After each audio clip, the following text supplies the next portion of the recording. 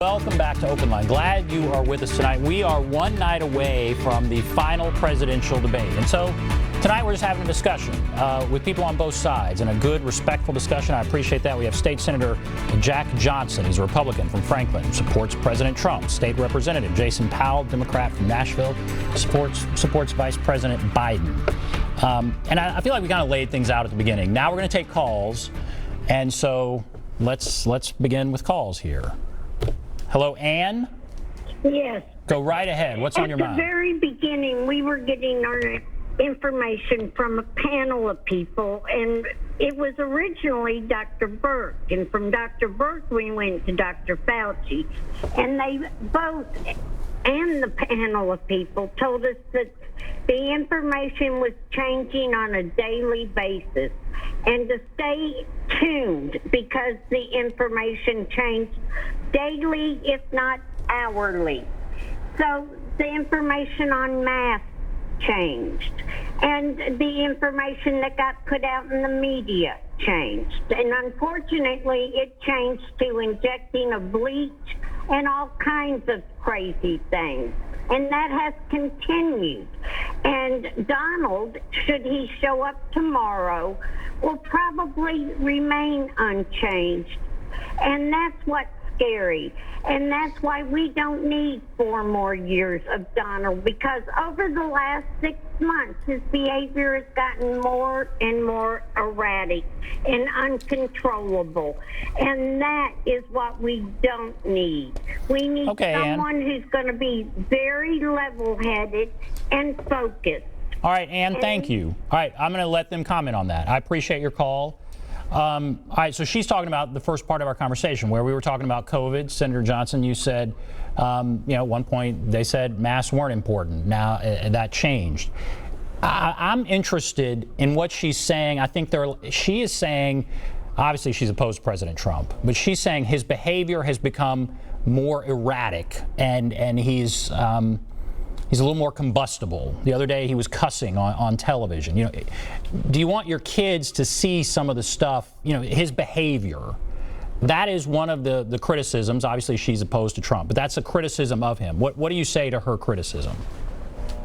Well, I think, one of the things that has endeared President Trump to many Americans out there that support him is that he's not a typical politician. He's not, the typical politician that you think of who's run for president. And let's all admit it, and I support him 100%. He is unorthodox. I will say that. He has got a different type of personality, and but a lot of people like that, and they appreciate that because he's not a typical politician. He says what he thinks, sometimes in an indelicate fashion, but you typically know where he stands. Some people don't like that and prefer someone with more polish, if you will, someone who is less combustible, I believe is the word you used, and I would agree with that. Sometimes he can be combustible, but I would say I go back to his results and I go back to his record. And leading up to COVID, and even since the pandemic started back in February and March, I think that the results are pretty strong. And again, I think that what Tennesseans care about and what most Americans care about, first and foremost, is their pocketbook, and the economy is top of mind. Very close to that, if not tied, is concerns about the coronavirus, and we're all deeply concerned about that too. So I appreciate Ann's comments, and I don't disagree that President Trump is a bit unorthodox, but again, I think that's why some people like it. What do you think, Representative? Well, I think this is one of the main reasons you see that Joe Biden is so far ahead in the polls nationally, and especially also leading in the battleground states, because Americans really want somebody who can bring stability and thoughtfulness to the presidency. And, we even in this most recent debate that we just had, that we watched, we saw President Trump, again, mock Vice President Biden for wearing a mask. And then we found out after that he had himself contacted COVID-19. And then there was a lot of, I think, information that was kept secret, and we were kept in the dark about his condition and different things surrounding the president. And so I think people want a president who will be straightforward with them, who will tell them the truth, who will listen to science, who will listen to reason, and make very informed decision on behalf of all of us as Americans. And certainly, that is one of the things we have not seen with President Trump. And I'm hoping that he shows kind of the same, takes the same approach that he took in the last debate. I expect he will. It'll be more of the same, and just sort of this unorthodox and sort of off-the-cuff behavior, I think, is what Americans are tired of, and they want to recognize the fact that Vice President Biden is much different and will help bring stability to the presidency and to this country. I'll just quickly ask, and we're going to move on to other calls. I mean, Senator, do you worry this could be a referendum on just people they're tired of chaos, and that seems to be something that follows President Trump around? Now, maybe that's his effective way of getting things done, but are you worried that kind of that brash behavior can lend itself to fatigue, or do you think that's why people are so passionate about him? Well, I think both. I think people who are inclined to support Vice President Biden, and look, there is Trump rage out there. There are people who just, we were talking about before we came on the air about how divided people are, and certainly we are, and I don't celebrate that, but we are a divided country. There's no question about it.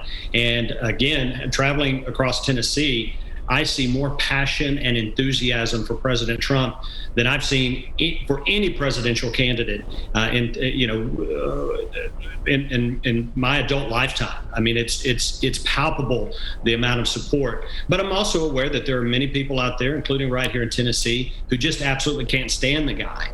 And so that's unfortunate. I wish it could be focused a little bit more on policy, but it is what it is. And so people are going to support him, and who think that he's done a good job. And again, there are people out there who actually like the fact that he's bombastic in the way that he is, and he speaks his mind the way that it is. As far as the debate tomorrow night, I would like to see it focused a little bit more on policy, more on substance, less on style. And I think that if that is the case, that it will benefit President Trump. Because again, I think there's a lot there that he can talk about and he can be very proud about in terms of his record. Okay, I'm gonna take another call unless you have something you want to say quickly to that, Representative. I'll take another call here. Let's go to Taylor. Hello, Taylor. Hello, Ben, and hello to Senator Johnson. I hadn't seen him in a while. I'm thinking we may have right in Nashville the Thriller from Manila replayed tomorrow night, and I don't know how that might work out, but it's going to be Rocky Balboa Trump versus the tag team match of Mr. Rogers and Miss Wexler. So it'll be interesting to see how this goes, especially since the categories have been changed to suit Mr. Biden. The protection for that candidate is the most extreme I have ever seen from all the networks, including your own, and it's just for those of us who are supporting the president. You think the media has been against him? That's what you're saying. Well, yes, right. Yeah, that's a laughable question, Ben. They surely have. And, all right. Well, do you want to add anything else, or I'll have them both comment on that again? But do you have anything else, Taylor? Well, no. I just think I'm hoping the president can do well, stay in his lane, and say what he needs to say, and we'll listen to the pitter-patter answers that junior and high school could answer that will be going to Mr. Biden, and we'll just see how it works out. And okay. maybe we can convince Ann to not be neutral in there. Okay, I don't know. I don't know about that. All right, Representative, what do you think? So now we're hearing Taylor there say that the media is against the president and he gets softball questions, and even this debate, the topics have been changed to suit him. What do you think of that? So you probably let's go back just 4 years ago. And if you'll recall, essentially Donald Trump didn't spend that much money in his own race. And every single morning he was on one of the network morning shows, evening shows. I mean, he was a media darling. He was constantly on. And I think a lot of people laughed away the fact that Donald Trump could actually become president. And then lo and behold, he did. And since then, he has continued and then sort of pivoted and started attacking the media because the truth often hurts. And so that has been an ongoing thing. I mean, right now, he's already gone out and is attacking the Kristen Welker, who is going to be the debate moderator, ahead of the debate. And so, I think that the media and the constant attack on the media has really talked about the division in this country. It has helped foster that division. I think it's really important to have a media that reports and, really looks very closely. I think that Vice President Biden has certainly been under the microscope of the media as well. And the debate moderator, I mean, they picked these 6 questions. They let us know what they were. And so, I know President Trump's already unhappy about that, but I feel like it's a fair process. And, he had a chance in the last debate. They were going to do it via Zoom, just like we are right now, and he backed out of that. So, I look forward to Vice President Biden's performance in this debate, and I think the media will be fair to him and also to President Trump. The media definitely needs to be fair. I know that is a huge debate right there. President Trump, from the very beginning, has said the media is the enemy of the people. And so I'll ask you, Senator, then we're going to go to break. I'll ask you, if we are so divided right now, I mean, we have commented on, the country is so divided. Is Donald Trump the right leader for us right now? Does he help solve some of these divisions, or does he just exacerbate them? Well, again, I think what people want in their president is someone who can get things done, someone who can get results. And I'll put President Trump's record over the last 47 months up against most any president in modern history. And one of the things, 2 points I'd like to make if I could, about the debate, and where I think President Trump has a right to be a little irritated in terms of the topics. They're not talking about foreign policy. That's not on the list. We're talking about the leader of the free world here.